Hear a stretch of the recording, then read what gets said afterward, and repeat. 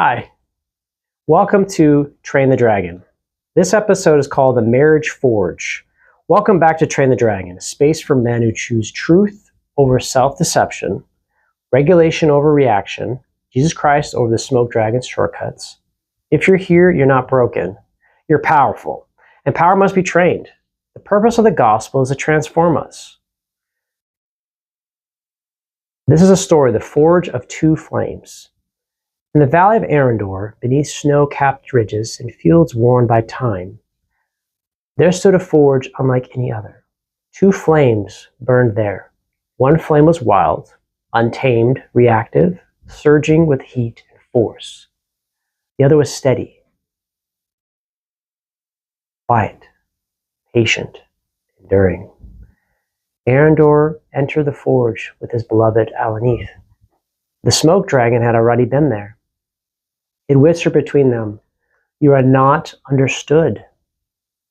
If she loved you, this would be easy." And so the flames turned against each other. Words clashed like steel. He fought to be right. She fought to be heard. And the forge grew cold. Then an old master stepped forward, not with a sword, but with the tools. "This forge was never meant to destroy you," he said. "It was meant to refine you." The foundation of love. Marriage rarely fails because love disappears. It struggles because skills are missing. Love doesn't fail, communication does. Smoke Dragon wants you to believe we fell out of love. But truth says, we haven't learned how to send and receive love.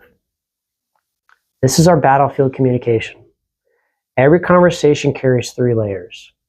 Content, what is said. Feeling, what is meant. Needs, what is desired. Most men fight at the surface. Let me give you an example. Wife says, "Always on your phone." You hear, "She's criticizing me."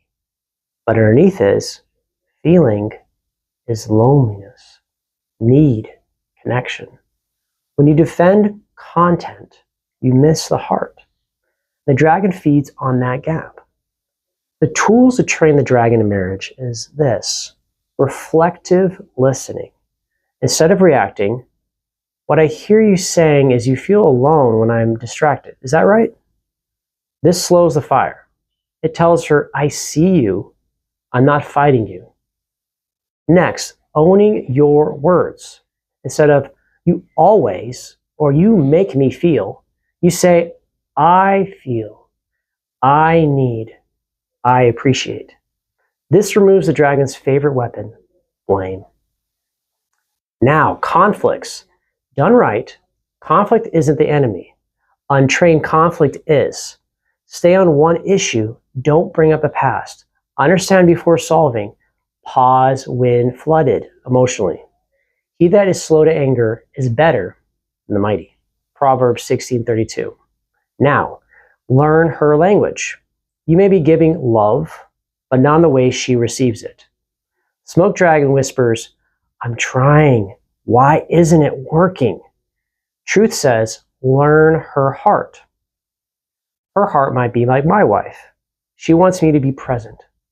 That is how she feels loved. Present emotionally with calm and direct information. Got it? If I'm emotionally anxious or providing her gifts, over-serving, over-touching, she feels pressure. What she wants is a man who's present. Then she will naturally blossom towards you. You learn your wife's heart dragon and how she wants to be loved. Next is the art of apology. Very important. A real apology is rare, but very, very powerful. It includes ownership. I see what I've done. I was focusing on this, and now I understand what I did. No excuses. Understanding is very important. Real remorse. I am sorry. And change. Most men justify. Oh, I won't do it again. If it wasn't for them, those don't help. those and create more fire in the relationship. Forgiveness is the next stage. Verse trusts forgiveness. Those are two different things. Equals a decision. You can forgiveness versus trusting the forgiveness. Trust equals process. Trust is rebuilt through consistency. You might be forgiven, but that trusting that forgiveness takes time. Trust is rebuilt through consistency, time, behavior changes over time, not your words. You can't talk your way out of it. So understanding the difference. Many men try to fix. Many women want to be heard. The conflict is not personality. It's misalignment of approach. One says, let me solve it. The other says, just be with me. Be present with me. The real enemy is the defensiveness and the bitterness and how you're not being felt or appreciated. If there is one dragon in marriage, it is this. Defensiveness looks like interrupting, explaining, counteracting, minimizing, and it kills safety, connection, repair. This dragon needs to be trained. Your feelings are valid, but training it to deal with the fires in your relationships is key. Let every man be swift to hear, soft to speak, slow to wrath. James 1:19. Why this works, the deep, deep truth is men don't fight against dishes. Why didn't you do the dishes? No. Or phones. Get off your phone. Or your tone of voice. You sound angry. They fight because I don't feel seen. I don't feel heard. I don't feel safe. That's the real battlefield. How does all this relate to Train the Dragon? The dragon shows up strongest in relationships. When misunderstood, when criticized, when rejected, you feel anger, urgency, defensiveness. That's the moment. Do you react? Or do you regulate? Very good question. You're training this dragon.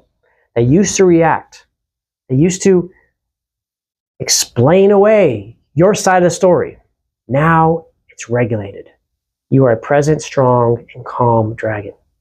Pause, breathe, listen, reflect, and then respond.